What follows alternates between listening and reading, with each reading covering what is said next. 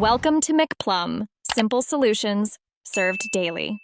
In this video, I will show you how to change a Honda Jazz reverse light bulb. First, gather your tools: a Phillips head screwdriver, a flathead screwdriver, and a new 12-volt, 21-watt bulb. Make sure your Honda Jazz is parked on a level surface with the ignition off and the parking brake engaged. This ensures your safety throughout the process. We'll begin by locating the reverse light assembly, which is typically integrated into the taillight unit. Now, let's get access to the taillight unit. Open your car's tailgate to reveal the two retaining screws that secure the entire taillight assembly.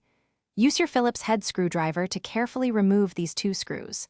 Once the screws are out, gently but firmly pull the taillight assembly straight back, away from the vehicle. It might feel a little snug due to alignment pins, but it will come free with a steady pull. Be careful not to damage any wiring. With the taillight assembly free, you'll see the bulb holders.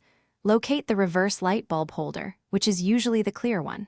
Give it a quarter turn counterclockwise to unlock it from the housing.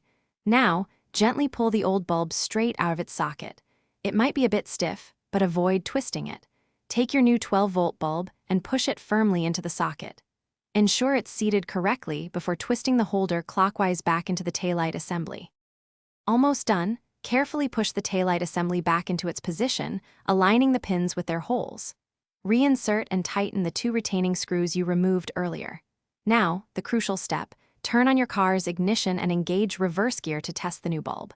Make sure it illuminates brightly. If it doesn't, double-check the bulb's seating. Remember to check the description for a link to the Owala water bottle and other great deals. Thanks for watching, and drive safely. Thanks for watching, stay juicy, and subscribe.